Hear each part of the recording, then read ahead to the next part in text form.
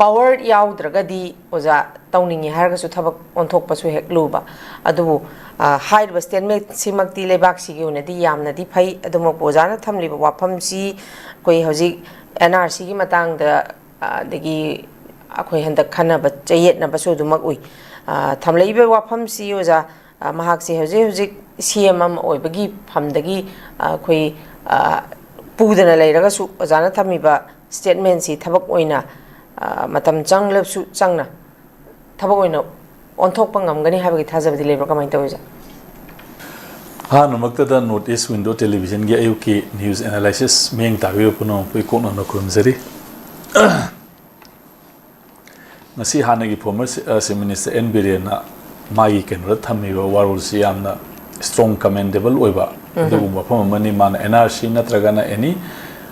keno NRC tauba natraga taudaba any mong ama natraga mong ama haiduna tongan bofam thanga leibak sidagi mito khandok pa haibusina khoi punamaki political aspiration oigadabani haiba miyeng duni magi bofam se ko mana maru oiba common agenda masi adum asumba common agenda amane ko luridi sidaida khoina leibak ama dagi mito khandok pa leibak ki mina taba khandok pa haibuse masi national policy amane ba khoi state ki policy natte base national policy amani national policy na kari haidi ke haidu ne base naraka doise aduga national policy a masi ki national policy tu na ikoi ki manipur state kumba amada karma mawongda mito khandok pa pami karma mawongda ikoi da program lehan ba pami haibasida ne ba khoi ki maroi ba contradiction ama tholaise Honorable Chief Minister Hanagi former Chief Minister na mana Chief Minister oingi matanda magi level da mana lemito khandok na base magi Indian kari koi Foreigners Act 1946 ki kari mayama pan bane phal khabadu kano adum ai khara detail oina yengjare yengmusi da mana hariba posi NRC natraga adu ama loi to khanda Uzik lady balibak si day kamdong na mito khandok kadagi haibagi mechanism ama akoi soidana akoi political aspiration na thamgadab na haibisi di yampu wafam nebo ko lurei di madai mana tawriba thabak aduga national policy contradiction leibra contradiction lei sina kadai tno aduga mitop sina kayam leidagi haibisi magi India gi leiba magi foreigner gi kari gi yengna ba magi hoigi track tong na ba mai mechanism do maduda karai bogda masi puthok pa leirage haiba pochi hoje khoi yamna critical oisale ko issue sidagi ne balebak sida thoi berang sisu aduna hairi ba pot ase khoi na si tongan version mayam leidana ko hoji khoi na khun hengale hairi ba adigi di mito hengale hairi ba mayam sing ase to some extent khoi na chingi daleri ba directly ba aduga makhoi gi leri ba organization sing kai sing kamu khana claim tor pa di masi khoi gi kanoni taseng actual figure de hengat panate dami woni hengat pani amasi vote ki kari ki political mileage lo ba yan na election ka na ba gi damakta masi hoigi na kai do no hoigi asaba mi mya hapselaga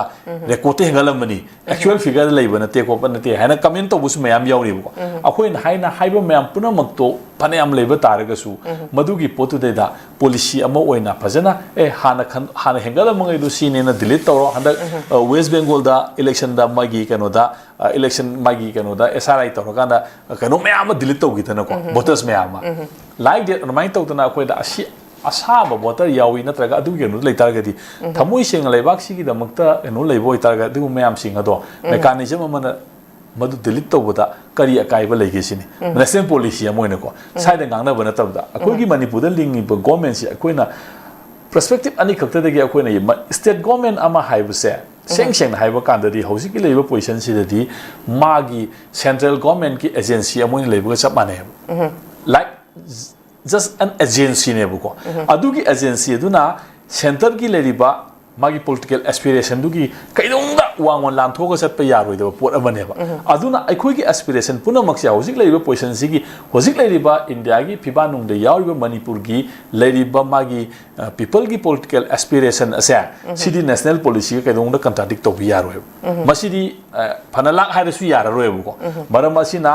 makoina vote phangnana bagi Congress na BJP na natraga any other any tom dik herina ko adu na Manipur gi leiba sentiment si pukalakanda moi gi vote ama phangna bagi moi gi political power lakna bagi tongan ba magi wahai wata tongan sinaram badi yai but any person aman laksanu anybody aman laksanu hairi ba makhoi gi kaino do akoi gi national political aspiration adugi wang malana di sap sunga yara roebo ko adu tagadi aikoina national gi leriba magi political aspiration ado madu karino haibu khangdopo ga loina aikoi gi leriba government asina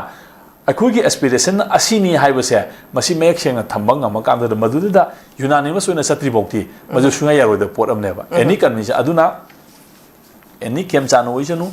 any billion oisanu any tom dik herina oisanu ko masi akoina mito khandokpa pami nrc tawba adu tawba tawba loina phanam haina taragasu haiba pose national policy magi makha da loi lakada ngakta na akoina ahama darka leiba pose aikoi gi political common aspiration ase asini haidana center gi leriba mokoi gi lenga leriba asideda aikoi gi state government asina masi convince to busine kwadi gi maru orise madu gi convincing line da hojiki leiba government sina kana bok chathare aduga hana leremiba khoi ngangamiba hoji ngangiba khoi honorable cm sina masi kayam chatharam bage haiba issue sida ne ba contradiction lakadoise masai se ai kitang kumna yengninge bako mana oringe matamda magi aspiration ado then madu tawno hona badu madu